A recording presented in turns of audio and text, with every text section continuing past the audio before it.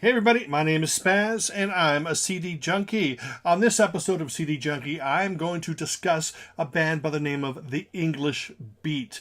Now in the UK, where they're actually from Birmingham, England, they were known as The Beat, and in America they were known as The English Beat. Why is this? Well, because of this band. Yes, this great, wonderful power pop band and this great British band, they both came out with an album roughly the same time, and they were both released under the name The Beat. Now this was going to be confusing for a lot of people, obviously, because they are two completely different bands. This band here changed their name to Paul Collins Beat, and this band here changed their name to The English Beat. So that's the short and sick of it there. Now I'm going to tell you how I got into The Beat. Not this beat, but the other beat, the beat I'm going to talk about, the English Beat. Anyway, I was a big fan of Madness and the Specials and stuff, this whole ska revival that was happening in England. And needless to say, since I was a fan of the Specials and Madness and some of the other bands that were coming out, like the Body Snatchers and whoever was releasing singles at the time, I'd read about this band called The Beat, aka the English Beat. So by the time the album came out in America, I bought it and absolutely fell in love with it. I just can't stop it. It came out in 1980. This is an album that reminds me of a time in my life, obviously, a great time in my life. It's such a great album that I actually own 2 CD copies of it. How did I do that? I have no idea. But this is the American track listing, so you're going to get Tears of a Clown on this. I hadn't even heard any tracks off of this album yet, but I knew that I needed to get it because it was part of this new sound that had been coming from the UK. The band was Dave Wakeling, Ranking Roger. They were both basically the vocalists, frontmen, and then you also had like Andy Cox, David Steele, Everett Morton, and then of course Saxa. And again, two copies of this album on CD. Just Can't Stop It by The English Beat is an absolutely fabulous record. But that's not the only copy I have. I also have the British CD Deluxe Remaster that has a lot of bonus tracks there. That came out on Edsel and is very much worth your time. This was an album so full of life and joy and melody, and you know, there's a song Best Friend that sounds really hooky, almost close to power pop or new wave, but by and large is based around like ska and rocksteady and reggae, but with a huge dose of melody. Then in 1981 came the album Whoppin'. And boy, this was a change. I don't know if it's because they were tired or something, but this album was a lot moodier, a lot more atmospheric. It wasn't as joyful as I Just Can't Stop It. The only version I have is the deluxe edition with lots of bonus material, including non-album singles and remixes and such. It's a good album. I wasn't a huge fan of it. I mean, obviously it's good enough for me to own. It's got some great songs like Doors of Your Heart and I'm Your Flag, and I like the album more now than I did back when it came out in 1981, because I was hoping for just another great big surge of ska, rocksteady, reggae, pop, and I got something a lot more downbeat, I guess. But the problem is because I had high expectations, and what the band was doing is they were changing, they were maturing, they were going in a different direction. They didn't want to put out the same album over and over again, and I respect that. But you know, I was 17, 18 years old back then, and all I wanted was the same. Now, of course, my musical opinions are different, and I look at each album as it comes out. I look at them individually. I don't try to compare it to a band's back catalog. But this one is a really cool album. I'm sure this might be a lot of people's favorite English beat album or beat album, but it was a little bit of a letdown, but I appreciate it a lot more now than I ever have, and you should probably listen to it. Then, Special Beat Service in 1982. By this time, Saxa was suffering health problems, so they had to replace him for like live performances and some studio sessions with a guy named Wesley McGugan, who used to be in Hazel O'Connor's band. And this album, again, it was a total different. This is kind of the album that made me even appreciate Wappen a little bit more, because of the fact that, okay, it made me realize, okay, these guys are going to constantly progress in different directions and bring in more influence and stuff. This was actually their big American album. This has Save It for Later and I Confess, both of which were big songs for them over here. But there's a lot of other great songs. This is, again, the deluxe edition. Just look at all that bonus material there. But there was very little left of the ska sound of the band. It seemed like they were going in so many different directions. There were songs that were maybe more pop, or songs that had a little bit more, maybe sort of a Latin influence, and songs that had just, world music influences, and very bold step forward. But, it was obviously the same band, because, the voice of Dave Wakeling and Rankin Roger are very distinct. It's definitely a step away from the reggae influenced sound of the first two albums, but definitely worth your time. This is the album that MTV got hooked on and got everybody excited, and it seemed like they were just going to go one step up and one step up, but they broke up. So what happens is Dave Wakeling and Rankin Roger form General Public. And this came out in 1984. This had some great singles on it, including Never You Done That and Tenderness.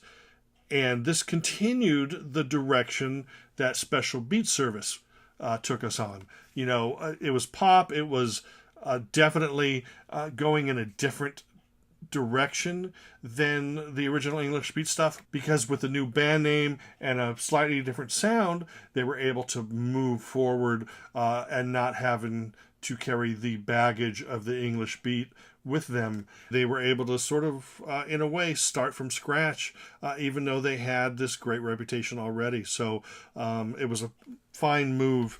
But then Andy Cox and David Steele formed a band with a vocalist called Roland Gift, and they released their debut album, Fine Young Cannibals. Yes, this features two members of the English Beat.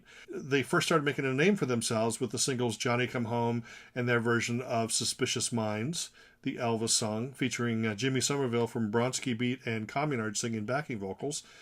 But this is the deluxe edition that came out on Edsel. So this came out in 1985. 1986 came Hand to Mouth, another General Public album. That's, of course, Rankin Roger and Dave Wakeling. This was another completely different beast. They had ditched the band and hired all new band members, and this album was much more slick. It wasn't as successful in terms of creatively. The songs were not as good. They're more synthy. But like Come Again's a great track. And this version here, by the way, has bonus tracks. Then, after this album, the band split. Rankin Roger and David Wakeling went separate ways. Rankin Roger was the first to release a solo album with an album called Radical Departure. This came out in 1988. And this was a slick, poppy album, very 1988 sounding. Lots of very fine songs, but it lacked the power that General Public and English Beat had. But still, a fine addition to your English Beat collection. Rankin Roger, Radical Departure. 1989 brought us the second Fine Young Cannibals album, The Raw and the Cooked.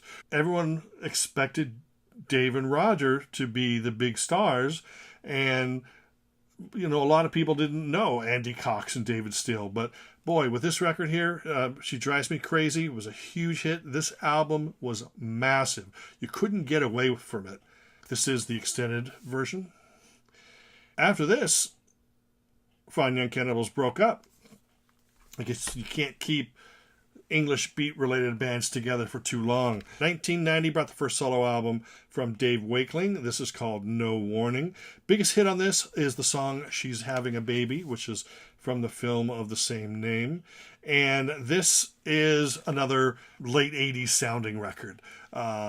It's A lot of fine songs. I'm not going to knock it. It's because it's not bad. None of these records are bad. They're just different from what you expect. Sometimes we put a lot of expectations on artists to remain the same, and then if an artist remains the same, then we complain that they haven't changed. But when an artist changes, then we complain that they don't stay the same. Anyway, so Dave Wakeling, No Warning, add that to your collection. The 90s saw Dave and Roger get back together and give us the 1995 album Rub It Better, another General Public album. And this was an album that sounds very mid-90s. You can tell the songs that were Dave's songs and the songs that were Roger's songs. Dave's songs are more poppy, more melodic. Roger's are more roots reggae, ska, rocksteady based. Still a fine collection of songs. Rub It Better by General Public. Then 2001 gave us a Rankin Roger album called Inside My Head. Roger's put out some other stuff, collaborations with artists and some live recordings, but I believe this might have been his only physical studio album released during this time period. 2016, Rankin Roger had joined forces with a singer-songwriter by the name of Mick Lister, who was also a member of The Truth, and they put together this album, which, in my opinion, is stunning. It's under the name The Beat, featuring Rankin Roger. It is jam-packed full of great melodic songs. This sounds like The Beat as if they existed in 2016. It sounds like he's both embracing the sound of the original Beat albums, but also taking it forward. And there's just some amazing songs on this. Most of it is co-written and produced by Mick Lister and Rankin Roger. And highly recommended. If you're one of those people that just go, oh, I hate reunion albums or an album featuring one original member, no, definitely check this out, because this is pretty much, I was skeptical. I have to admit, I was totally skeptical when this came out, and it just blew my mind. But then 2 years later, Dave Wakeling returns in America with the English Beat, Here We Go, Love, and yet another great record. It's a different side of the English Beat, but it's also embracing the past while moving it into the future. Whereas Rogers might be a little bit more danceable, I would say, in terms of production. Dave's version of the English Beat is just straightforward, but great songs. The most important part of these bands is their songwriting, and Dave Wakeling brings it home with this. Just a great collection of songs. 2018, The English Beat, Here We Go, Love. Fine album. You should definitely track that down. Then at the beginning of 2019 comes The Beat featuring Rankin Roger and the album Public Confidential. Once again, working with Mick Lister, Rankin Roger comes out with another fine album of great tracks. Some of these songs seem to pay a closer homage to the English Beat sound, like the sound of the bass and the sound of the saxophone and stuff. And this, again, sounds like Roger taking the essential sound of the English Beat 1980-81 and bringing it bang up to date, and it's sounding absolutely wonderful. I wrote a review for forcesofgeek.com that you can go read right now. But The Beat featuring Rankin Roger, Public Confidential. And sadly, 2 months after this album was released, Rankin Roger passed away, bringing an end to a wonderful career that has brought us so much joy, love, happiness, hope, and any positive thing that you can think of. So rest in peace, Roger. And hopefully Dave will continue and pay tribute to his friend as he moves into the future. Anyway, that's it for my video. I thank you for hanging out and spending time with me. My name is SPAZ, and I'm a CD junkie.